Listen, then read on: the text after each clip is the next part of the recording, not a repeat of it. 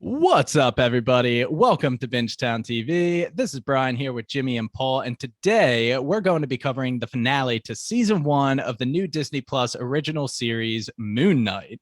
This is going to be episode 6, entitled Gods and Monsters. This finale was absolutely filled to the brim with the action we've come to know and love from Marvel, and so much happened that we had to bring in some help to talk it all out. We've collabed with them before, but making their Bingetown TV debut are Kyra and Ilsa from over at Relatable with Ilsa and Kyra. welcome, guys. It's good to have you on the podcast. We're so excited to be back with you guys. Nice. Yeah, we tried a few times. I think we tried with Hawkeye. It didn't work out. It's all good. We're glad you guys can make it. Because Moon Knight is amazing. And I feel like Moon Knight is like Ilsa's favorite show. So definitely let's do it. I'm so excited to talk about Moon Knight.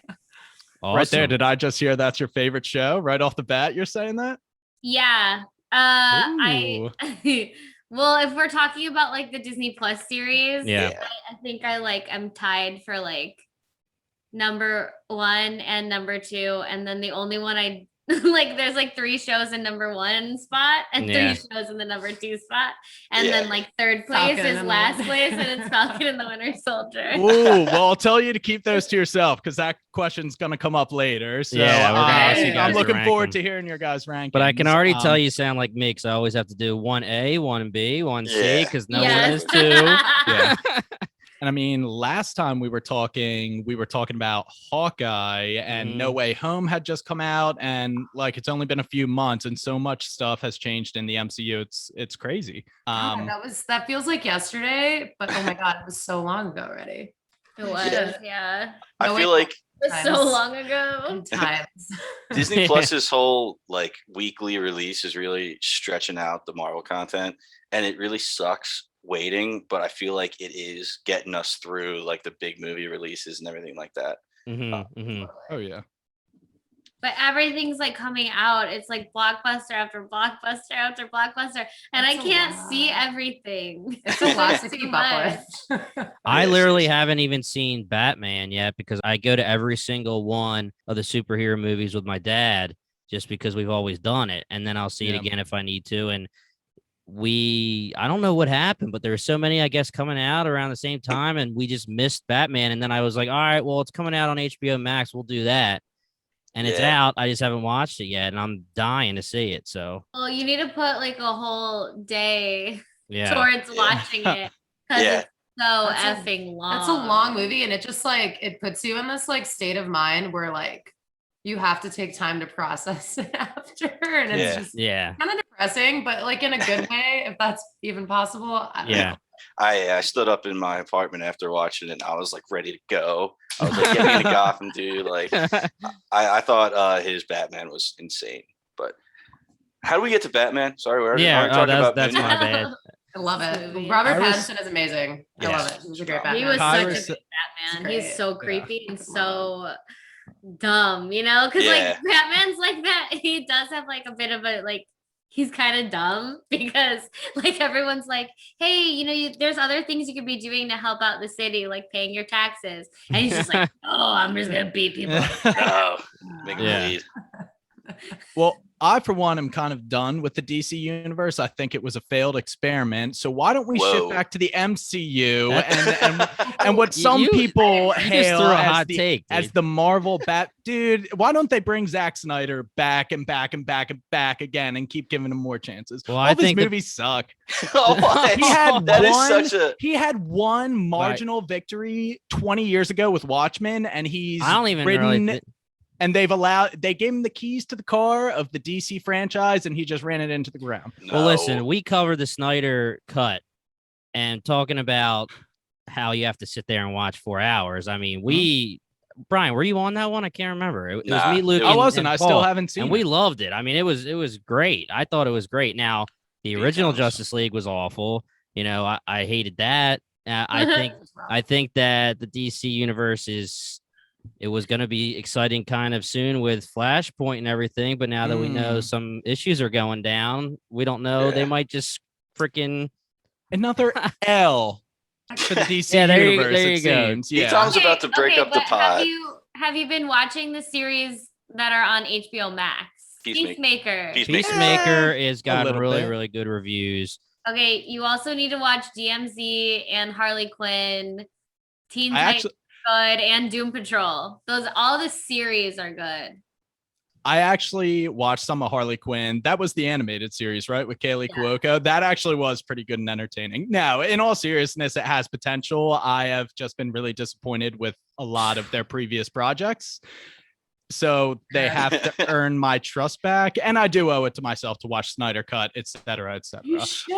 Yeah, you really should watch the Snyder Cut. And then listen to this podcast called Bingetown TV. They covered it, man. I hear those guys are narcs, though. Yeah, so I'm not going over there. All right. So before you say any more hot takes, let's hit up Moon Knight here, yes, Brian. Please. Yeah, so we kind of pick it up right where episode 5 left us, which is kind of things are looking bad for our heroes. And where we start the finale episode is right in the pyramid that they were raiding. And Arthur is collecting the Shopti off of Mark's corpse. Layla's there to see it. The vibes are bleak. Honestly, Mark's dead. Layla's sad. Arthur's getting away with the goods. Like, what are our heroes going to do? Yeah, that scene was ridiculous because like we get Arthur kind of like talking to Mark as Mark's dead. So I'm like, what are you doing here, Arthur? Are you trying to make a point? And then he also leaves the scarab on top of his chest. I'm sorry, on Mark's chest. Yeah. And I was like, what?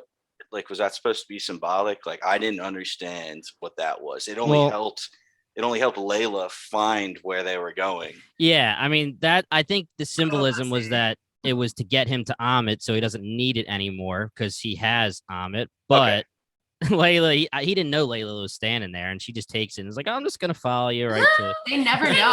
Can we talk about how Layla was like 2 steps behind him the whole time and he never knew? They never know she's standing. I feel like he looked at her like 8 times while she's talking to Towerette and stuff with the dead bodies, and she's like, I'm going to put the thing over my face and we're good. It's mind-blowing how like they just weren't even noticed. Like, they're in the middle of nowhere on like a highway. Well, we know the MCU loves their disguises with Captain America in his hat and Bucky in his hat, and all of a sudden they're just disguised like Clark Kent. Like, So that was like another question I had when they're all there. And Arthur says, like, I don't need to put down my weapons, hit the staffs on the ground, starts taking all those souls up. I was trying to think, why didn't Layla get judged? So she might have. We just don't know. She didn't. She didn't turn purple. Yeah. I mean, she has to be balanced, so she could have been balanced.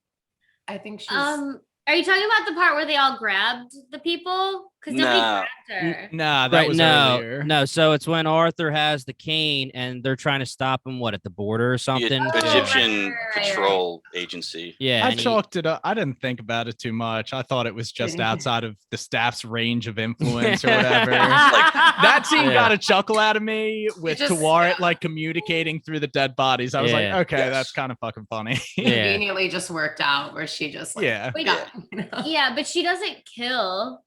And she only steals back from people that have already stolen. Right. I think she's balanced. I think it's fair to assume that she's cool. Her heart's balanced. She's awesome. So she brings balance to Mark, Steven, everybody's life around her. So it seems like she's good people. So I'd probably just go with that. Speaking of balance, though, this is jumping ahead, but I do like that they actually did bring up that Ammit said to Arthur, "You're not balanced."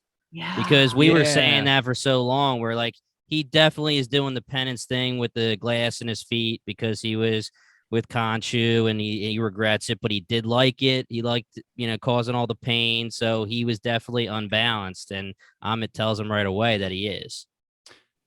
Yeah. So that was great.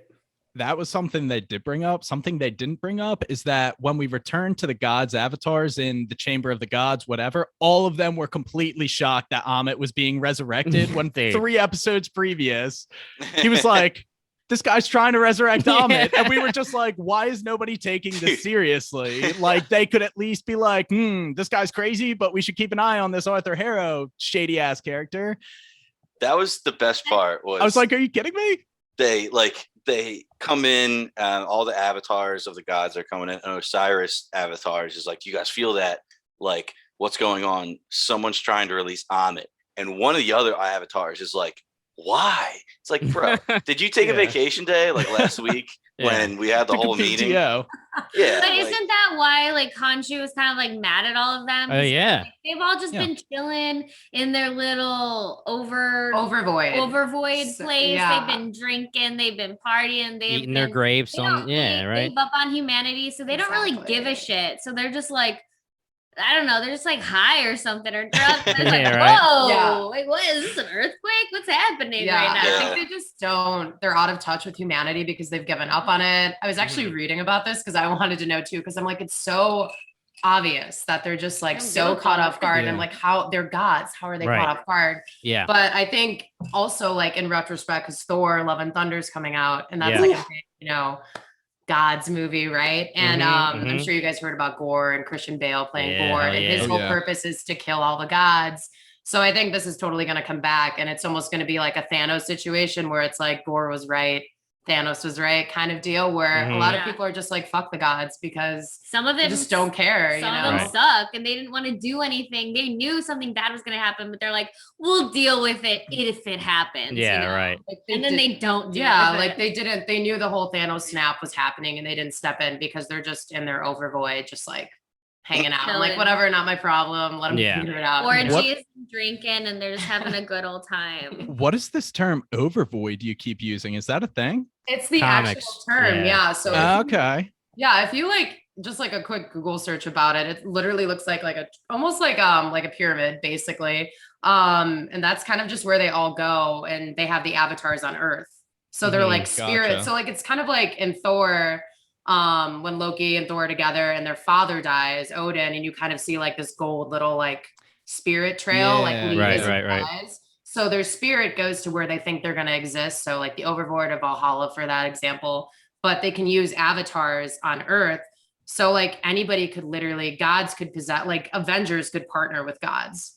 And they could get even more powers by them being their avatar. So it's just like this whole thing I feel like they haven't explored yet. That has like a lot of potential, and it's going to be like crazy if they do, which they probably will. So you're thinking it's no accident that this series introduced the Egyptian gods? 100%. They did. Yeah. Love that. So Ilsa and Kyra, let me ask you guys this question, because this was annoying the shit out of us on the podcast. We had this situation where Arthur is being accused by Mark, Khonshu, whatever, about bringing Ammit back. They bring him into the pyramid and say, hey, man, are you doing it? And he says, no, I'm not doing it. And they say, okay, have a good day. Talk to you later, right? Then there's a scene where him and Osiris are just like chilling and talking, and Osiris gives him a nice one-on-one with Khonshu when he's the statue. And we were like, okay, so why is this being allowed? Like, why is Arthur allowed to even have this conversation or talk to Osiris if he's not like collaborating with him, like doing something? Like, we thought Osiris might be bad or something, like on Arthur's side, because like, how is this allowable? Like, Arthur's just supposed to be a guy. I understand that he was Khonshu's avatar at one point, but they bring him in to accuse him. They give him a mini trial and then they just let him go. But then Osiris is like, hey man, we Khonshu's over here. You want to come over and talk about it? And then we'll let you talk shit to him while he's a statue. So I wanted to know what you guys thought when you saw that scene. Oh, she's looking right at me. I just wanted to see the I'm like, right away, I feel like I love Moon Knight, right? But I feel like there were a couple things that could have been executed better. I'm not really sure if I have like an explanation for why that happened, other than the gods just being dumb. It's just like everything just going over them. But it was really weird that kind of just happened, and it wasn't like a big deal, So I think it goes back to them not giving a fuck, and also really hating Khonshu because he does care about people, and he never kind of gave up his quest for justice, and because of that he's like the odd one out. So I feel like all the gods don't really care for him, and it's been like, I mean, centuries long of this relationship. Right. They don't like him, and they're done with that part of their lives. They're like, we can't save them. Let them do whatever they want. And Khonshu's still on his like, his journey to be, the golden boy or whatever the fuck. Right. Actually, I like that take a lot. I never really thought that the god just didn't care enough to like double check. It's almost like, really weird comparison. Never thought I would make this, but like Pearl Harbor, like the Japanese like sent us messages and was like, "Hey, we're gonna attack," and we were like, "Yeah, okay." Like, I'd love to see that. We'll see like, when it happens. Yeah. And then it happens, and they're like, "Oh shit, they were right. We should have paid more attention." So yeah, just a classic. I agree. I would have never thought I'd hear that, Paul. But yeah, Pearl Harbor. Yeah, Pearl Harbor. I didn't think that was gonna be. I was like, wait, are we talking the movie here for a second? Like, what's going on? Love that movie's great. I love it. It's been a long time. But I think also too, in comparison to like Arthur and Khonshu and just their avatars, whatever are their gods, Khonshu still kind of believes in humanity a little. Like he will let somebody fuck up, and then Arthur's just kind of like, they're all judged, like kill them right away. Don't even give them a chance. Yeah. So I think we always argue about that too, because Khonshu, I love Khonshu. It's like I have hope in him. I think there's like a 1% chance that he can turn it, like not turn it around, but like he can be nice. Yeah. So I mean, when it comes to Ammit and Khonshu, obviously I'm on Khonshu's side because also he believes in like penance. So you know, he believes that people can be reformed. So that is something good about Khonshu over Ammit, who just kills people before they do anything wrong. Khonshu will deliver justice, but he'll also like give you a chance to make things right. Like he gave Mark a chance to make things right. Like if somebody like Arthur Harrow came to him, he would have given him a chance to make things right. So on that side, I definitely like Khonshu. The thing I don't like about Khonshu is that he's enslaving Mark, and Mark doesn't want to be enslaved by him anymore. I guess he has to do it because he paid a price and that was his life. Well, and as we know from the post-credit scene, he's going to continually serve Khonshu against his will just because he's unaware of that part of his life. But you know, we can talk about that when we get there. Continuing with Khonshu though, in the same scene that Arthur breaks Ammit's Ushabti and Ammit is released, Layla in a separate scene breaks Khonshu's Ushabti and releases him. And I thought that was a great dialogue between the two of them, where Khonshu kind of is just like, I need an avatar. I don't sense Mark Spector of this world, which I loved.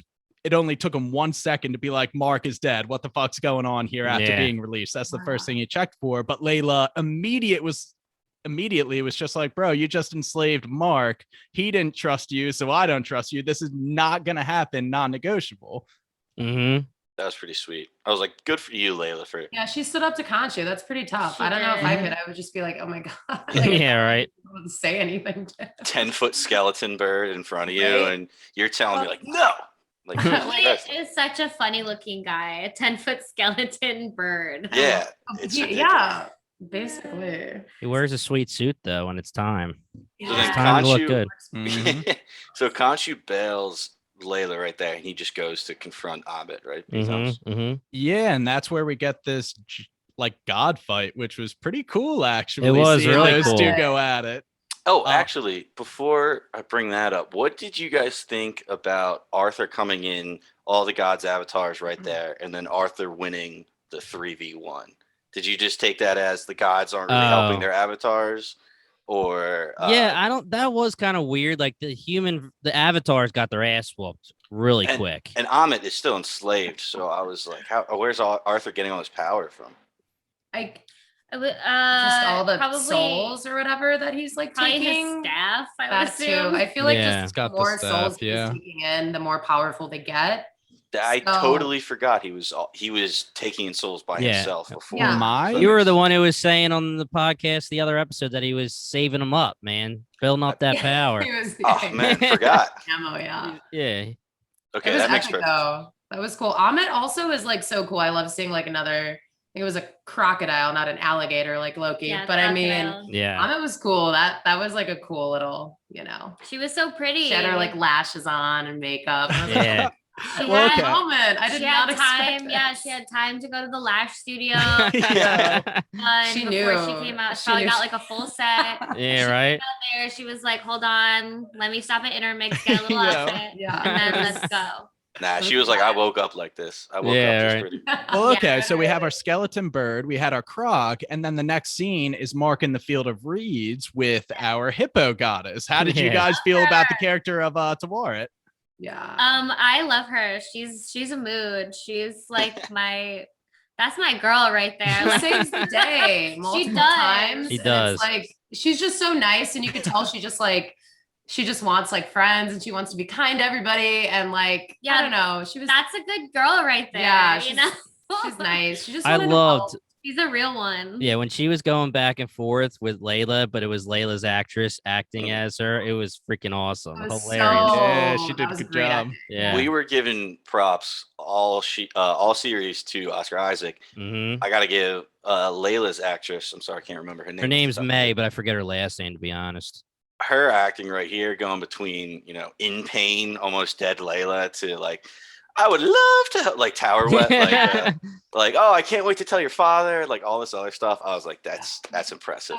That was great. That was that was a really cool ad that they had that quick conversation about her dad. And okay, a shout out to the other actors that Tower ran into when she was trying to, the dead ones that she was dead guys, yeah. And then they were like, girl, like, how am I talking to you through these It's just like so funny. Oh, so good. Like high pitched voice coming out of like this Egyptian guys, border patrol, like high pitched, like the thickest mustache in the world, and it's just like That's why I assumed that's why Layla had to believe it like pretty quickly. She like questioned it once, and then she was like, "All right, I kind of believe you now." Because as soon as the second person said it, it's like, "Come on, it's her, it's her. Allow it." Mark, he's so cute. Okay, so bringing us back to that Field of Reeds scene, Taweret lays it out to him. It's like, your brain manifested this as the most peaceful possible place for you to spend eternity. Tra-la-la-la-la, you can live happily ever after. And Mark immediately is just like, wait, so I get eternal bliss and my boys out there in the dark sand lost forever? That ain't gonna fly with me. And immediately it changes back to the Duat Sands. And there's this like it really borders on like the cheesy spoon feeding you that like the DID is what makes him the superhero, but like it was genuinely heartfelt and it felt earned that like through all of their strife, Mark genuinely appreciates the character that Steven is and how he literally saved him growing up. And I really appreciated the scene. I love the relationship between Mark and Steven, and I'm glad they didn't just leave Steven there. I was worried they were. Oh, I would have died if they would have left Steven there. I was like, there's no way. Nah, there's no way. When something is too hard for me to understand, I'm just like, no, it didn't happen. Like when Loki died in Infinity War at the beginning, I was like, no, that didn't happen. I was like, he's fine. I was like, sure you didn't just Are you sure you didn't compartmentalize it into a split personality? Yeah, you're having like blackouts. Yeah. There is a part of me that's out killing people in the name of Loki's death. Yeah. Me and Emily were going back and forth about whether losing Steven was a good thing for Mark. Because I was like kind of it is, because Mark was only created to protect him from the bad part of his life that he's over now, but at the same time, if you lose his Steven, like is he not whole anymore? Is that like losing a piece of yourself? So we were kind of going back and forth, but it turns out Mark needs Steven. It seems like he can't just move on. Well, especially if you think about, he doesn't even know about Jake yet. Yeah. So if he did lose Steven, it would just be him and Jake, and that would not be, that's toxic. Yeah. It's a weird narrative device, because I think we talked about this in the last episode or 2 episodes ago, where you would think that because Steven was created out of his, grief or, not being able to deal with his trauma, that the happy ending would be, okay, I'm dealing with my trauma, I can let it go. And that would mean I don't need Steven anymore. But that's not what we want, and we know from Moon Knight in the comics that they don't ever do that. He has Steven, he has Jake, and that's who he is. I'm glad they had the conversation, or Mark gave him the little speech, and I think that was like a great way of doing it, allowing him and Steven to stay together. And it's going to be cool to see him, Steven, and Jake talk and then communicate and whatever we see them next in. Yeah, are we even going to see him next? Like, we will see him next. There's so many potential things. I think there is a second season. No, I don't. Maybe hasn't been confirmed yet. Season 2. What was an Easter egg in this last episode of Moon Knight was there was another QR code. So in the first episode of Moon Knight, there was a QR code for like an introduction comic. Mm-hmm.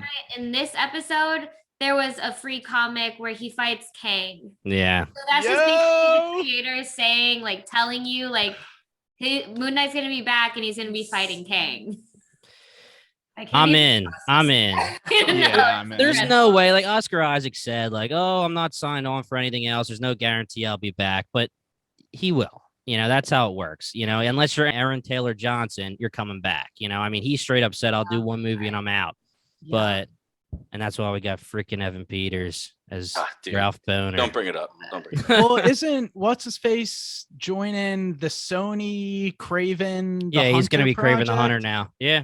That's part of the MCU, kind of, sorta. The Sony Spider-Man verse is now part of the. Yeah, I mean, he might be a different guy now. It's been a long time, but he said, I didn't want to be stuck in one of the, because they said too, actually, that the MCU has changed the way they do contracts. They don't say we're locking you for 10 movies now, like they used to with Chris Evans and Scarlett Johansson and all them. Now they kind of re-up them as it goes. Right. Which makes more sense because you never know like what they're gonna do. Yeah. I feel like they don't even know. They do know what they're gonna do, but sometimes I feel like with like Wanda Vision, I feel like they didn't anticipate for people to like be as obsessed as they were with that show. Mm-hmm. So it kind of just like changes everything. Like Doctor Strange didn't come out for so long. I feel like they just had to like change some things, as I won't spoil it now for you, Paul. I have a lot to say on that topic, which we will get to. I also feel like they're getting bigger name actors because there's like a lot of respect for superhero movies now. Yeah. Like, than in the original, like back in the day. Because it used to be, people would be like, oh, this guy plays Superman, you never see him again. Or he plays you never typecast and now now it's like it just booms these people's careers. Like Charlize Theron is oh that's all right. Say her last name. She's doing it because there's big people that's all right, Paul. Don't worry about other personalities. This is the totally other personality. Ilsa just freaking blacked out and she's back. We're good. Don't worry about it. That's fine. Don't worry about it. Seriously. Yeah, but I mean, I honestly though, like I saw it on Sunday and I knew almost everything because I am running the Twitter of Bingetown and you can't freaking miss these spoilers. They're just all over from the assholes who just want to post left and right. Yeah, it's fine. Like I've already got nothing here. No, seriously. Have things been spoiled for you already? I'm sure, right? One or two. I'm pretty good at like whenever I see something slightly related to it, I'll just like exit out of the app real quickly. There's one or two things, but I've actually been pretty good at dodging the spoilers for now. I'm proud of you, man. The spoiler really embargo has been lifted now, so it has. I staying off everything. Freaking Emily, girlfriends in nursing school, so selfish. Won't go see the movie with me because she's got clinical. She's on Saving Lives, and you're like, yeah, rude. So where were we back to the episode here? No, so we were just at the Steven and Mark in the sand scene. Right when he finishes his spiel and freezes over, Osiris opens the gate, shines some light on them. They turn to life. There's a random sandstorm that didn't have to happen, but it allows them to get saved by Tawaret on the boat, which is like really cool. Steven's like, "Hippo, let's go!" And I think the fact that Osiris saved them, Jimmy, kind of rules out that there was foul play going on. And also he was cooperating with Layla later on. It's just like, this is exactly how we have to beat Ammit. So, but it just poor writing. Exactly. I mean, this episode makes it even confirms worse that he's good or fine at least. And that's why I was like, why was that scene even there?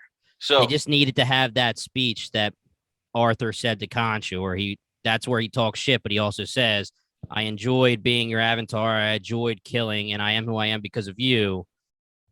But I'm a different guy, and I'm dealing with my penance and this and that, and I'm going to bring Ammit back. Whatever the speech was. To go back to Tawaret saving them from the sand tidal wave, whatever that was, I was thinking the same thing. I was like, why put them on a timer to try to run through this after we just got this like saving scene, but then. Tawaret comes in, one more chance to save them, and she also gives that line where she says, "Osiris, you softy." Yeah. And I was like, okay, that was a big question I had is Osiris's avatar is like out of commission. He just got destroyed by Arthur. So how is Osiris even opening these gates? And he's showing enough interest, at least, to manually open these gates for Mark and Steven on Terrorwet's request. Yeah, Tawara, it's a hard one to say. We're famously bad at saying names, and we butcher names. It's hard to say. Hippo. Kamala. Zendaya. I hate when people say Zendaya. That one. I still say Zendaya. I do. I have been corrected a lot, and I have fixed it for the most part, but yeah, I did that by accident a lot. Emily slapped me into shape because I kept saying it. It kept pissing her off. That and pillow. I say pillow now. Yeah, that's weird. I don't like Emily. that. You finally changed? I've been trying, Brian. That was such a red flag. That you said pillow, not sick pillow. of this conversation. Anyway, Steven and Mark run through the doors. Mark comes back to life in his wounded body, and Khonshu, who was still mid-fight with Ammit, is just like, oh shit, Mark's back, teleports to him, heals him up with the suit. I love this suit every single time. I love the Moon Knight suit. It looks great. And then we have this kind of, I don't know what you would call bargaining. It's the bargaining scene, where Mark confronts Khonshu and it's just like, hey, good to see you again, whatever. And then Steven takes over, which is kind of our assurance that Steven is not going to be smothered in the background anymore. They kind of had free will to change whenever they want. And Steven's just like, well, come on, you silly old bird. We learned from last time, like, give us our insurances. We don't want to be slaves anymore. And Khonshu begrudgingly is like, all right, let's stop Ammit. That's our priority right now. So he agrees. And they return to Cairo. Actually, Khonshu flies them to Cairo, and that's kind of pretty cool how he flies. Badass, for sure. Khonshu, man, he's the man. Yep. He is. Then we got. I like the way his uniform came on him because it's kind of like a hug. And then it also came onto him in like this heart shape, like that burst out of his chest. And I was like, oh, there's just so much love there. There's so much love going on. That is true though. Like the wraps were going around his arm, like very caressingly, and like, oh, it's good to have you back, Mark. Yeah, the details, man. They really thought about that. Yeah. But this scene, as soon as I watched it for the first time, and Khonshu says, well, let me get the line here. He says, I will release you both. You have my word. Yeah. I was like, I knew it. Like, I knew he was pulling a fast one on you. We've seen too many movies and shows where you're making a deal with the villain and the villain outsmarts you. First one that comes to mind, Pirates of the Caribbean, Captain Barbossa tells Will, I'm not going to hurt Elizabeth. I'm not going to touch her. And then, he kicks her makes her walk the plank. And I was like, throwback movie. Yeah. Oh my gosh. Like Christopher Harbor now parts. It's been a long time since I thought of it. Yeah. But totally. That was the first one that comes to mind. There's plenty of other instances of the villains doing this. But as soon as he said 2, I was like, son of a bitch. Maybe they do know it. Come on, Mark and Steven. There's a third one in there. So I was like, okay, Khonshu's not done with this guy yet. Yeah. Mm-hmm. They do know deep down because eventually when they're in that fight where they're like changing back and forth and then all of a sudden everyone's dead and then he's like, Steven, that was not you. Yep. Was that you? It wasn't me. Just like the earlier fight in the season where they take out all the lackeys. Yeah.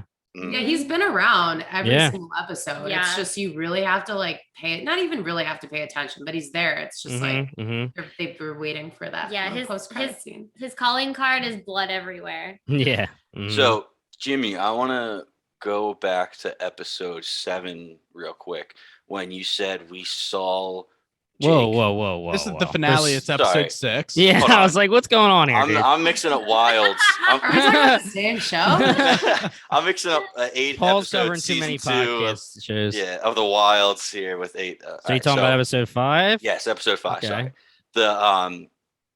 You threw me off. So we were talking about how they're in the hospital, and you thought that we saw Jake when he had the bandage on his nose. Oh yeah. Mm-hmm. Do you still think we saw Jake even though he spoke English and spoke Spanish in the I still think that was Jake, because in the comics he speaks English. When he has the busted nose and he's being way more aggressive, I still take that as Jake. Yeah. I was thinking when he spoke in Spanish, that might have just been like his catchphrase before he kills someone, because he said today's your day to die. Maybe that's just like the thing he does. He said that to the nurse. Make your peace. He said it to the nurse assistant person in the home before he grabbed Arthur in the wheelchair. He says, "I got him," right, or something. Yeah, in Spanish. Yeah. So he was speaking. Oh, he said it in English. Oh, I thought it was English. No, he said that to the nurse. He said, "Calm down" to the nurse, and then he kind of flirted with her because she was like, "Yeah," and she was like, "No." For some reason, I thought it was in Spanish. I'll you got subtitles on the screen, and you can make it whatever you want. Okay, so it is confirmed Spanish. All right, that's good. So I don't know. That whole's a thing. Like Holt throws the whole "did we see Jake in episode 5" thing up in the air. I mean, it is the whole hospital scene's in his mind. So he could be speaking English anyway. It doesn't matter. Yeah, I agree, because I also thought that was Jake, with the bandage on his nose too. Right. But now I'm not sure, just because he doesn't speak Spanish, so I still don't know. I hope they never say who it is. Like, I hope they keep open to interpretation. I think it just makes the show more like cool and agreed. It makes the show just more like, like what you want it to be, I guess. Yeah. I got you. I mean, they do so much for the up for interpretation thing with the Moon Knight comics, so I'm down for that for the show as well. Yeah. Hell yeah. So I guess the next scene. Oh, go ahead, Ilsa. Oh no. I don't know what I was gonna say now, actually. Oh, I'm sure it was gonna be great though. She switched for a second. She switched her personality. She's back. I was gonna say, I guess the next episode. Oh my god, the next scene in the episode is the Tawaret and Layla scene where she's kind of becoming the Avatar. We already talked about it. I think we all enjoyed that scene. It was good acting on her part. And we get to see the suit too, which was a great suit. I was not expecting Layla to become an Avatar at the beginning of this episode. It was a nice surprise, and I think it totally hit for me. Yeah. That suit was a moment. That was one of my favorite moments of the finale, I think. She looks so good. I never thought about her becoming an Avatar, but I mean, I think it was like obvious halfway through the season something bigger was going to happen to her, like something was going to happen to Mark. But yeah, that was a fucking moment. That costume is, I hope I see somebody like cosplay as her at one of these conventions I go to, because it is epic. She looked great. I was like, dude, that suit is incredible. Like, I might personally, I have the note. I was like, I might like this more than Moon Knight's. Like, she just looks so badass. Yeah. And she reminded me of the Falcon a lot too. The way she like swooped in and like kicked with the double leg. I was getting Wonder Woman vibes because she has the gold links. I mean, they were wings, obviously, but gold, bulletproof. She was kicking ass though. I really loved Avatar Layla. I was watching something that said that her costume was inspired by Wonder Woman. Yeah. Oh, no way. Okay, cool. Yeah, there you go. Yeah. Yeah, I doubt there's I don't know, because there's so many comics out there, but I was like, I doubt there's a Tawaret like superhero costume out there in the comics. Well, yeah, there's the Scarlet Scarab that everyone was talking about that she was influenced by. And they have like, the Scarlet Scarab's red, and then his shoulder pieces kind of look like how her wings are set up and stuff. And they were saying that was the influence a little bit. And the Scarlet Scarab, actually a villain in the comics. Yeah. That's awesome. And a guy. Yeah. That's sweet. I love how they're using the comics, the main source material, but they're making it interesting for the diehard comic fans, because they're not just rewatching the comics. But they're still incorporating. Yeah, they're giving the homage, but they're putting a little twist on it. They're making it fresh, so you're not just watching like a remake of the same movie. Right. As I understand it, Arthur Harrow was like a barely mentioned character in the comics. I don't think they made him a fleshed out like villain in this. I'm pretty sure he doesn't even exist in the comics. Well, there you go. Even more. Speaking of Arthur, the next scene is him climbing the pyramid, and he's whipping out his magic, and he's just making it a much bigger scale of his judgment spell. We finally get an explanation for why all of his followers had the tattoos as well. This spell gives them the ability to pass Ammit's judgment too. So they just start running around Cairo, grabbing people's arms and judging them. Fucking horrifying. Could you imagine? Yeah. Oh my gosh. So what happens if you're standing there as a citizen, you're watching somebody grab somebody else's arms and their soul leave their body?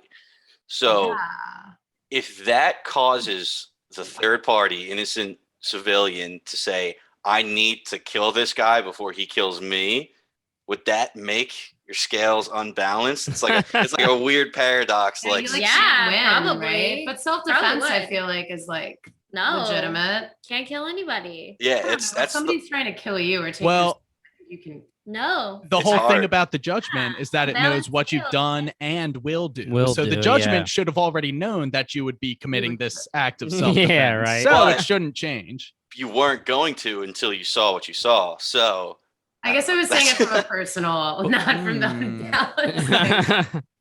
It's all right. I'm going to throw this back to another reference. The Matrix. Neo walks in to see the Oracle, and she's like, "Oh, don't worry about that vase behind you." Neo's like, "What vase?" and turns around and knocks the vase over. And he's like, "Oh, I'm so sorry." And she's like, "Don't worry. I knew it was going to happen. But the real question is, would you have still broken the vase if I didn't say anything?" So that's where you go, like, okay, would your scales have been balanced before I even tried to check yours? I don't know.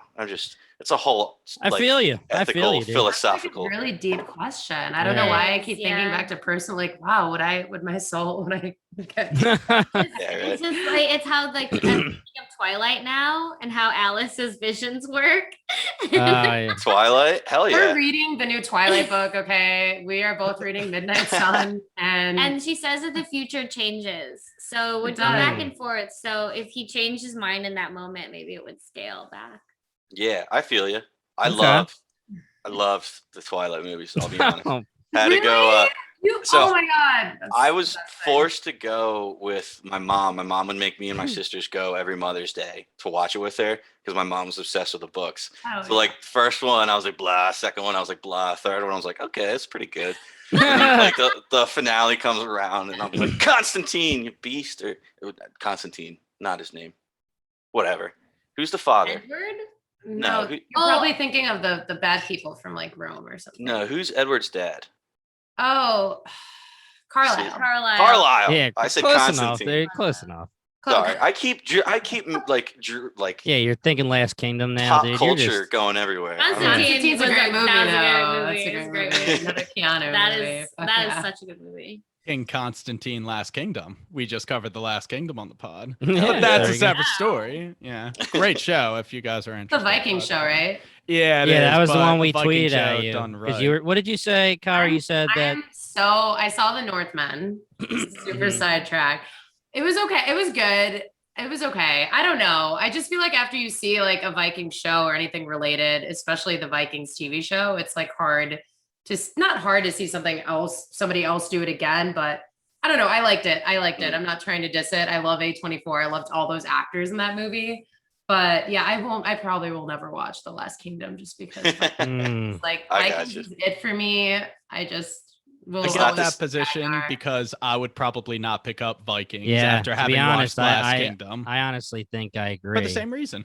Well, did you? Yeah. So I don't know. I started watching Vikings right as it was coming out. So it was kind of like that weekly thing, but yeah. It becomes saturated, I guess, if you do it too much. Totally. Mm-hmm, Let's talk about the 7th Marvel show we've watched in the past year after 2 decades of movies coming out.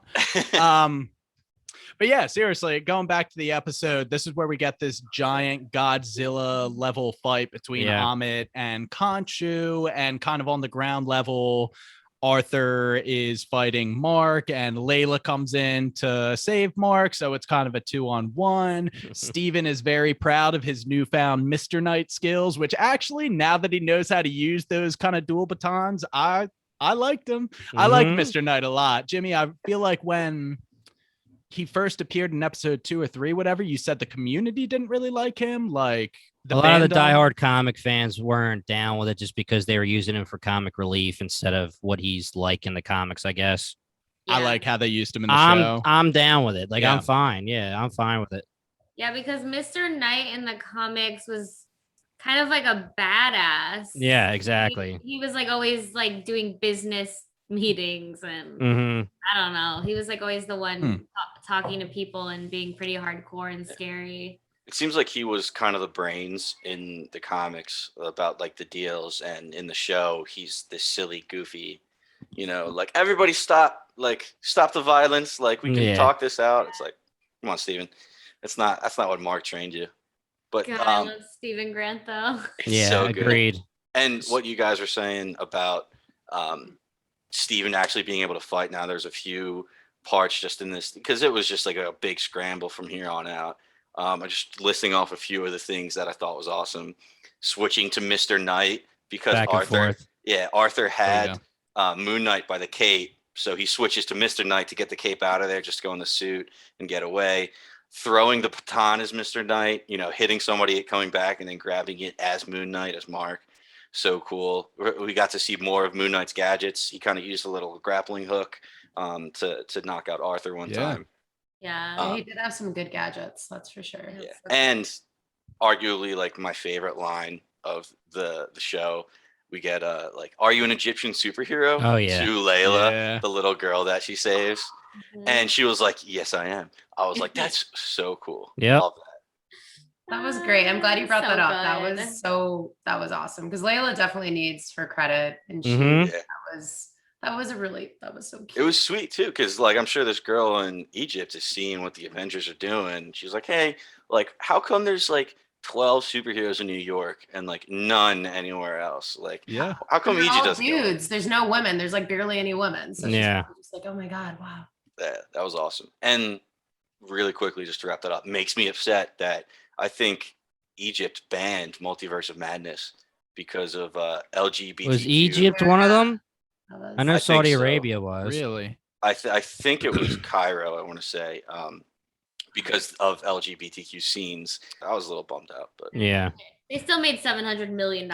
Yeah. It wasn't even like in your like. It was literally, Paul. It's not even really a spoiler. They just show that she has two moms. Literally, that's it. It's like, are you kidding me? Yeah. That's ridiculous. But the scene itself was freaking phenomenal. I loved it. For sure. And continuing with the battle sequence, kind of the tide of the battle shifts. Arthur pins down Mark. Layla's cornered. We see actually a great shot of Arthur like slowly walking towards Mark. And in the background, we see Khonshu like teetering down as Ammit also like stabs him. Just a really good shot. And then all hope seems lost. And we have another one of those blackouts. And then we black back in and everyone's dead. Nothing but blood. Layla's like, bro, what the fuck was that, Mark? Yeah. Steven confirms, yeah, dude, that was not me. Wasn't you. We're dealing with the third guy here. We know it's Jake, but they still do not. But Jake saved the day. Now it's time to save Khonshu. And they do a spell that brings Ammit back into his avatar, or traps Ammit in his mortal avatar body. Ammit can't be God level anymore. He's mortal now, yeah. I personally furious that they skipped Jake kicking ass. I wanted to see it so badly. We'll see. I mean, all of a sudden, like, he blacks out, comes to. He has Arthur's staff literally snapped in half, like holding the axe to Arthur's forehead, like ready to just like scalp him. I'm like, Jesus, like I want to see him like unleash. You have to remember that a lot of people aren't like us who know that Jake exists. When we talked to Zach, the comic guy on the pod, there's an episode where we finally find out and Steven says like, oh my God, like I'm not the main guy. Like I'm not the main personality. That was a huge twist. Yeah. To us, we're like, no shit, because we know from the comics. But to people that are just casually watching Marvel, they're like, oh my God, like we got introduced to Steven to start the show, and it's really Mark, and it's the opposite. And then, they're getting introduced to Jake, and they're like, who the hell is this dude? Like they have no idea. It's like another surprise. But to us, we're like, they're like, there's so many levels to this show. Yeah, definitely. I didn't think about it like that. I was like, yeah, wow, this show is amazing. So back in the temple, we took care of Ammit. She's back in Harrow's body. And then Khonshu appears and looks at Mark and says, finish this, carry out your vengeance. Ammit will always be a threat if you don't. And Mark's finally just like, dude, do it yourself. Like, I'm not your guy anymore. And honor your side of the agreement. I helped you. Now release us from, he does. So it appears, but we know that he didn't actually, which leads us to Steven/Mark waking up in Dr. Harrow's office. And they're kind of both starting to question the nature of their reality a little bit more than the scenes we've seen in previous episodes. Like they know, because now they have a little bit more information. And now the walls start coming down. As Harrow walks away, we can see the blood from his shoes coming out. And Mark and Steven are a little bit coy, like, hey, Doc, I don't think you know as much as you think you do. And Harrow's just left sitting there like, why are my feet bleeding? So this is kind of metaphorically Steven and Mark are accepting of their situation. And as we find out, Harrow has been the one in a mental institution the whole time. Well, wait. Well, I take it that they just put him in there. Yeah, they just put him in there. But were they actually ever in a mental institution? That's the best part about Moon Knight. That's the whole thing with all like the Lemire run, where it's they always leave it ambiguous. Was he in for the institution the whole time? Did he actually go on these adventures? But for us, I'm assuming Disney just wants us to assume these adventures did happen. But we can have some fun with it. Yeah. I mean, they do leave it open ended, like you're saying. Yeah. Which personally infuriates me. I'm like, give me the answer, just because I don't want to like rack my brain trying to figure out what happens. Disney loves doing that to people too. They love leaving you on the edge of your seat, giving you just enough to get you by for the next year and a half, waiting for a show. Yeah, right. You're like Googling what's going to happen and on Reddit and stuff. Yeah, they're like so good at doing that. It's so annoying, honestly. it's great when it pays off, but it's so frustrating. Just to jump back to when they actually trap Ammit in Arthur's body, I'm like, dude, Mark, he literally killed hundreds, if not thousands of people in Cairo, like took their souls out. He just shot you twice in the chest. Like, what do you mean you sound like Ammit? Like, he actually went ahead and did the horrible things. You know what I'm saying? I agree with you there, Paul. That was the one where I was like, nah, Mark, this guy kind of has it coming. This would not be morally wrong to kill him. I think it was a more like sticking it to Khonshu, though. Yeah. So, I'm no longer under your control. And Layla didn't want him to do it. And he wants to be on Layla's good side. How did Layla not want him to do that? Because she's a good person. She's balanced. Unlike you, dude. Unlike you, Paul. You'd be gone in 2 seconds. I would be so dead. It wouldn't even like, he would touch my hand and immediately I'd just fucking go up. It wouldn't even think. I think that's what I was thinking about when we were talking about it earlier. I was like, shit, what would happen to me, man? You don't know. You just don't know because you haven't done anything. Because it's like you're also thinking about the future and you're just like, fuck, I'm going to turn into a villain. Yeah, it's a lot. Remember when that old woman died? He killed the old woman? That was so crazy. She's such a nice lady. It was funny because then people on Twitter made a thread about it. They're like, why? What do you think this woman did in the future? People were just trolling, being like, asked like for the manager or something. She's a Karen, so she's gone. I love that. That's good. How did I miss that? I don't know. It, Twitter. I need to follow some new people. It's great. This song must have gotten such a boost because right after like Steven says like later Gators goes out of that mental hospital. Latest Gators. All of a sudden we get hit with the every day I wake up. Then I said, dude, this song for some reason I was like, you son of a bitch. This is so catchy. And that takes us right back to where we were episode 1, only this time Mark wakes up and immediately says, Steven, you there? Because they're fucking buddies now, which is amazing. And it's a completely different outlook on life. He ceremoniously face plants because he's still attached by the ankle, and boom, happy ending to the story until the post credits. 2 goldfish. 2 goldfish. 2 goldfish. That was our favorite part. We named one of our episodes where we talked about it, 2 goldfish. Nice. That's awesome. Did you guys catch too? I was again reading up on the finale. So that fish tank that they like always slowly like move the camera by, it had like different things in it that were basically foreshadowing the entire season. Like the boat was in there, the pyramid was in there, the temple was in there, and I'm just like, oh my wow, God, that's awesome. All of that, like they were just all right there. That's so good. It's insane they were able to put that in there. We just had no idea. I know. And then apparently, Jake was also helping tie them to the bed as well. Like he was doing. Yeah, he would have to put himself back. Yeah. So it almost makes me think, I don't know, like he's bad, but like also like. He also like knocked out all those people when they needed help, right? Like him and Maya and like, wait, what did I say? Maya, Layla. Well, a lot of people, they were saying that, that's the actress's name. And then I think Layla, her name's I don't even know what I said, but damn it. Yeah, I mean, we were saying that there's a lot of theories that there's Mark and then there's obviously Steven, but then there's Jake, and Jake would be what Mark turns into, quote unquote, when he was about to get beaten, so that's why he's so wrathful and cruel or whatever. But at the end of the day, there's still going to be 3 pieces of one person. So Jake's probably still looking out for them. Who the hell wanted to go on a date with that lady from the museum? Yeah, right. Was that Jake or one of them's looking out for Steven? Was it Jake or is it Mark? But it's a Latina, so that would make sense if it was Jake. It was Jake Jake for sure. But apparently he loves big steaks, and Steven's like, I'm a vegan. Yeah. Right. And Mark has like a whole person. Yeah, so. Mark has a whole ass wife. So it was definitely. Yeah. Okay, that's true. So it was Jake. That's hilarious. Wow. Yeah. Oh, wait, yeah, that makes perfect sense.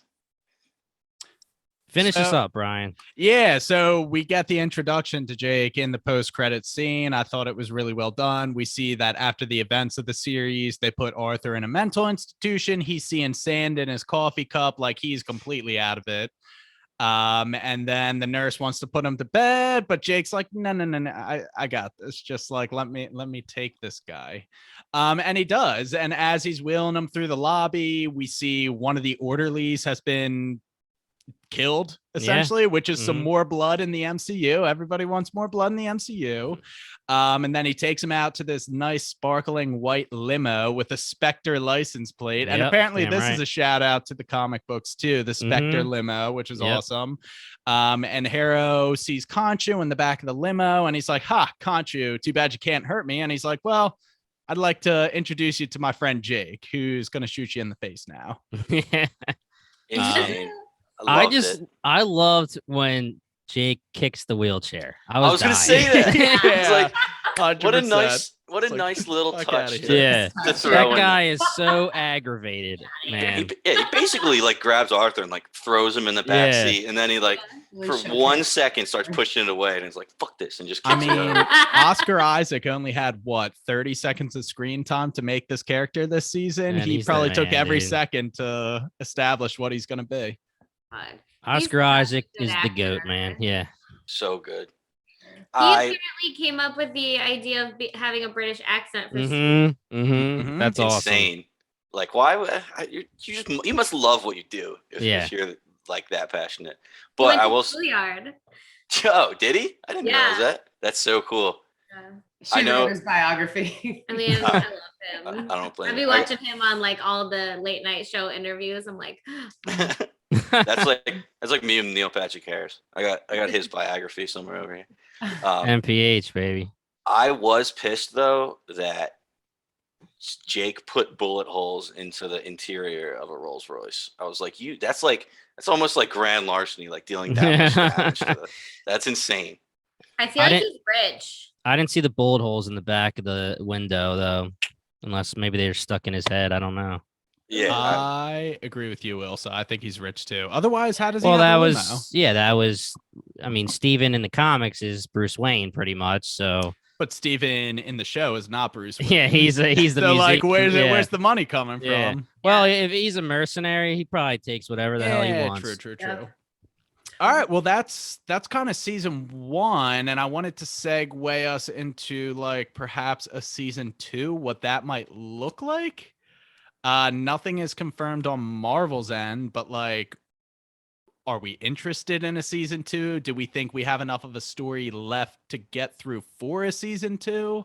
I mean, they just gave us Jake Lockley. I feel like that needs to be completely fleshed out and dealt with. I'm just not sure what the show would look like for another season. I do. Yeah. Give it to us. Let's hear it. It would start off with Jake Lockley. Like, it would be similar to the first season where we start with Steven, but instead we start with Jake, and then we get like the slow reveal that maybe Mark and Steven are trying to get the body back, but Jake is like in charge, and then they're gonna have to go through this whole thing where all three of them start to work together, because that's how it is in the comics. Like, Mark's like Right. biggest superpower is that he can like talk to his other identities. So I think we need something. I don't know if they could throw him straight into like a movie without fleshing out Jake first. Yeah, I feel like you need to flesh Jake out. It's super interesting because I'm not sure if you guys heard, but they actually submitted Moon Knight to the Emmys as a like, what do they call it? Miniseries, like single season, limited time, limited series. Yeah, there can't be a plan for season 2, is what they're saying, to be nominated in the Emmys. So, like, where's the fine line if they have this Jake character? Technically, it's not, the same character of Mark and Steven that we were getting involved with. And if it's only Jake, can he go into a show by himself? Like, if he gets thrown into Midnight Suns? Midnight Suns, yeah, hell yeah. For sure. I think he could show up in the Blade movie too, Moon Knight. Oh, yeah. Yep. That's a possibility. He's also been in Spider-Man comics too with the Avengers, so that, I don't know, there's like a million things they could do with him, but yeah, it doesn't make any sense to throw him in there when audiences don't really know who Jake is. Right. I don't think they're gonna make a second season for like a while though. But he could be in a different series, the Midnight Suns, if that becomes a series. That's what I was thinking. I don't know if you guys said it while I got up, but we also got Werewolf by Night coming in probably October, and I think there might be an association between the characters and the comics there. That was the first QR code. Yeah. He's going to like try to kill him. Yeah. So that's down with that. That's our best guess, honestly. It could go anywhere. Yeah, that's coming out in October, you said? Yeah.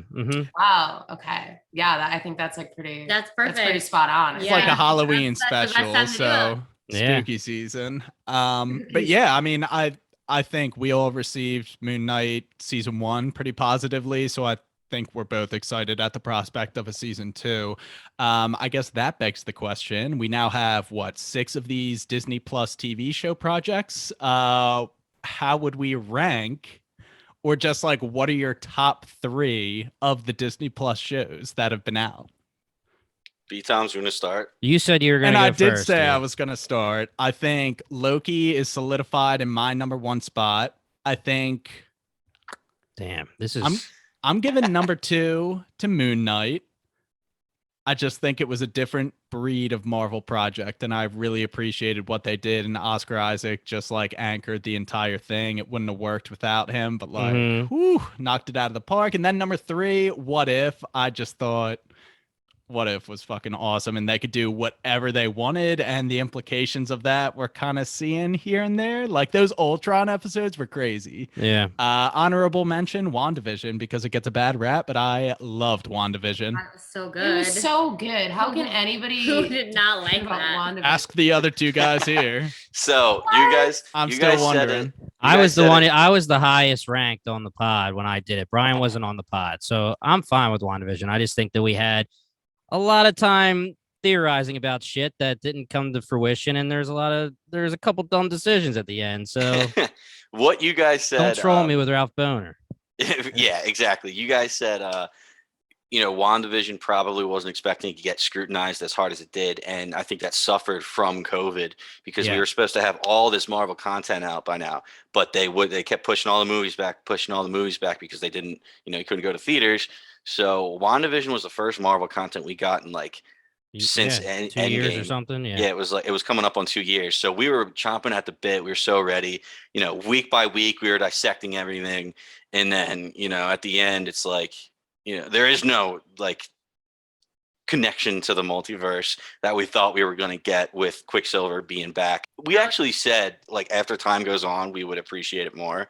And I think it's because we were just so built up for something crazy. We're like, Mephisto's coming, and then nothing happens. He's still coming. I hope so. Well, you gotta go see. Oh man, I'm not ruining anything. Yeah, I'm the worst. Well, yeah, WandaVision was groundbreaking. It was one of the first things that Marvel did that was just totally different. I mean, people make the complaint that a lot of the Marvel movies seem cookie cutter. I don't agree to that, but I enjoy all the Marvel movies, so whatever. But Martin Scorsese and people like that would like to say that they're all cookie cutter movies and shit. But WandaVision was the first jump into something totally groundbreaking and different, and I did 100% enjoy it. And I'll kind of talk about this when we do Multiverse of Madness. Like, I enjoy everything. It's just that I am pretty analytical as a podcaster, so I have a couple things to say. And, that doesn't mean I think it sucked or it's bad. It's just, Comparison, like, you didn't think Iron Man 2 or 3 was great, but doesn't mean you didn't like it. You still liked it. Yeah, I mean, I could say it's the worst Marvel movie, but that doesn't mean I think it's the worst movie in the world or something. Yeah. Real quick, Loki, Captain, and the Winter Soldier, Fat Dubs. Oh, well, Falcon and the Winter Soldier, Captain and the Winter Soldier. I actually love that one. Then I want to go Moon Knight, WandaVision, What If, and I actually have Hawkeye all the way down here. That's a little. I don't know if that's unpopular or not. I liked Hawkeye more than I thought I would. I mean, this is tough. It's really hard because just throwing What If in there too is just like seeing. It's like I almost want to WandaVision and What If now that they're actually like being adapted into movies and like everything is like I feel like people, not that they weren't taking the Marvel shows seriously, but I don't think anybody realized like how important they are for them now creating the movies. Mm-hmm. So it's like almost difficult. Like I love What If so much. Loki's definitely my number one though. Yeah, agreed. What If is in top 3, but I don't know what my second one is. It's tough. I think I'd go Moon Knight. I feel like really know what I guess I would do Loki, Moon Knight, What If, WandaVision, Hawkeye. Oh no, Fat Dubs. Shit. Yeah, we're gonna put that. I love that. Just oh yeah. By the way, Fat Dubs is Falcon. I know. I just spelled it out. Yeah. Sorry. She was like this. What the fuck is Fat Dubs? What show did we not watch? So we just Ilsa, you said it was your least favorites, but if you watch Fat Dubs, the Fat Dubs version is a little bit better than the Falcon and the Winter Soldier. Got it. Now I understand. Noted. Might have to revisit. I liked it. It was that show was fun. Okay, but why was Baron Zemo the best character? Baron Zemo's a great character. Changed my Disney Plus profile picture. They went to Madripoor. Yeah, that was epic. They talked about Madripoor and Moon Knight. There was some epic shit going on in that show. And we had to have Arthur randomly like this being a mob art boss, like weapons dealer. Why did I say art dealer? She was an art dealer. Right? Sharon's Death of Scroll. Okay, I thought. Yeah, do you guys hear that? Death of Scroll, dude. Theory at all that Sharon Carter, as the power broker, is a Skrull? Oh, that makes sense. Yeah, that's what we're saying. That's what we've been saying. Happening. Yeah, that. Wow. So what Jimmy? Secret Wars. Oh my god. Paul, get the hell off, dude. I know. Go watch the fucking movie now. Paul, we'll talk to you later, dude. Yeah, I'm pretty much it, right? Yeah, you're out. Paul. Anything to sign off? I was just about to get us to Multiverse of Madness. So any lasting thoughts? I need to say my top. Yeah. Oh, go for it. Sorry. Oh, true. Yeah. Okay, Moon Knight. Moon Knight. No, Moon Knight, Loki, and Wanda are tied for the first place, and then my second place tie is Hawkeye and What If, and my third place is Fat Dubs. There you go. And the reason why I thought that Hawkeye would be my favorite because the run of comics that it's based on is my favorite comic book series. Right. However, and the first couple of episodes I really truly enjoyed and loved and thought were perfect. The last couple of episodes were horrible. And I didn't think that they needed to throw so many random characters in at the end to where it kind of took away from Hawkeye. Kingpin and everything getting in yeah, there. like Kingpin, Echo, like they were like, oh, Black Widow's in Yelena, this. yeah. Now she's like in here for some reason too, and it's like, you give us 2 more episodes if you're gonna like throw all of this in there. That's what I really liked about Moon Knight and Loki and Wanda, is that they didn't need like other characters in there. Yeah, they were pretty standalone, doing their own thing. Watch it. Like Doctor Strange was supposed to make an appearance in Wanda Vision, right? And they cut him because they were like, we don't need him. Right. We don't want to take away from Wanda. Like, we don't replace him with a different doctor. Loki just had his own thing, and then Moon Knight need no introduction. He wasn't even introduced in the MCU. He just came out. Yep. That's why I really like those shows, because they didn't try to fuck them up like the other ones. Hawkeye was bad. Well said. It was so good. I'm saying the first 4 episodes, amazing. But then they really shit on one of my favorite characters. They didn't put respect. I remember, because I remember when we came on to your podcast, you said that this was going to be your favorite, because I think we were previewing Hawkeye, or maybe episode 1 or something it was. We were a couple episodes in, I think. Something like that. Mid-season. If it was No Way Home, because everybody was like predicting that Spider-Man would show up, and he honestly would have been really fucking cool. And that Hawkeye means a lot to me as like a comic book character, just because I was like so into him when I was just reading comics before any movies came out, before anything. I never really enjoyed him in the MCU, but he's still one of my favorite comic book characters. So I tell you, I cried when I watched the first episode, because I was so happy that it was happening.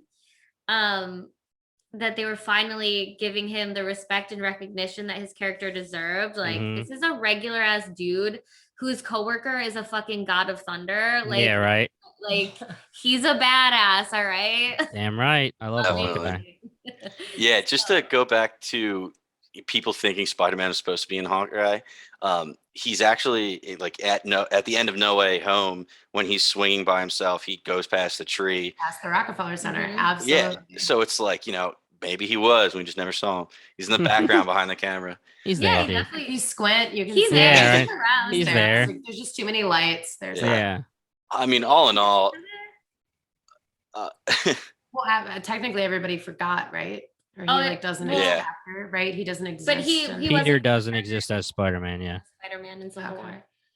But yeah, like all in all these Disney shows, super entertaining. Like, we were listing them least favorite to favorite, but even the least favorites are still really good. I'm gonna miss Oscar Isaac for the foreseeable future. I mean, I loved having him in MCU. His acting, switching back and forth, being sobbing and then being a happy British guy. I mean, it's a flick of a switch. It was pretty phenomenal. So I love Moon Knight. Loved Layla. I hope Layla's in it more, because I thought she was a great character that it got introduced. And it'll be interesting to see now how the power systems in the MCU works now, because like we said, we have all these different gods. We have, like everybody from Asgard, that they're considered gods. Then we have, the ancestral plane, right, from Black Panther. Like, that's another form of like, and then now we got the big Celestials from Eternals. Yeah. Thank you. So it's like we have all these big players. How is that going to affect everything going forward? So I loved it. Moon Knight was great. I am really excited to see how it affects everything. See Multiverse of Madness, bro. Yeah, gonna go do it right now. So I have a proposition. Since you haven't seen it, are you gonna go see it soon? Maybe we could just like record like a Multiverse of Madness episode separate from this. I'm in, because that's fine, because we already just went. I was gonna say we're gonna. It's gonna be like a long, because we both have so much to say about Multiverse of Madness. Yeah. I feel you. I'm in. Yeah, definitely. That's fine with us. Yeah, cool. That's going to do it for our Moon Knight season 1 coverage, the finale coverage, whatever. Thank you guys so much for stopping by, Kyra and Ilsa from Relatable with Ilsa and Kyra. I kind of want to give you guys the floor to tell our audience what your podcast is, what you're all about, et cetera, et cetera. Yeah, totally. So Relatable with Ilsa and Kyra, available anywhere you get your podcast, Apple, Spotify, Audible, iHeartRadio. We're on them all. We are on iHeartRadio. We're on iHeartRadio. Basically, we're a nerdy pop culture podcast. So we talk about a lot about Marvel, Star Wars, but we also talk about celebrity news as it pertains to characters in like the MCU, the DCU. What else do we talk about? We just do like recaps, kind of like this as well. We have a YouTube where we do trailer reactions. We basically watch all the trailers and review them, and it's a lot of fun. So yeah, and our YouTube is Relatable Podcast. So check us out there. Sounds good. Yeah, no, that's they do a good job. And it's always I'm gonna check it. I don't know what to say. You never know when to cut it off. What did we do?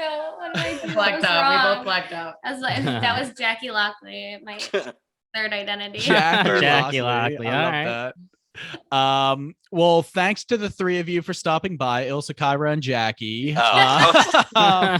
We really appreciated your insight. This is the second time we've collabed now, and we just decided we're gonna collab for a third time to talk Multiverse of Madness at a later date.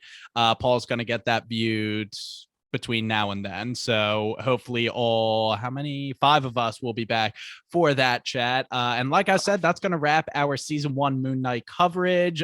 We had a lot of fun talking about it. If you haven't followed our previous projects, we've covered not pretty much all of the Disney Plus Marvel installments. So go back and listen to those. And we're going to be covering all the future ones as well. As always, if you like what you heard, give Bingetown TV a follow on Twitter and Instagram. Visit us on bingetowntv.com and subscribe to our show on Spotify, YouTube, the Apple Podcast app, or wherever else you may find your podcast. Our Patreon is also up and running. So if you want to support the pod, that's a great way to do so. And that can also be found on our website at bingetowntv.com. Once again, we are Bingetown TV, in case you didn't hear. And thanks for listening. Let's go. Nice. Laters, Gators. I can't believe we haven't done that yet.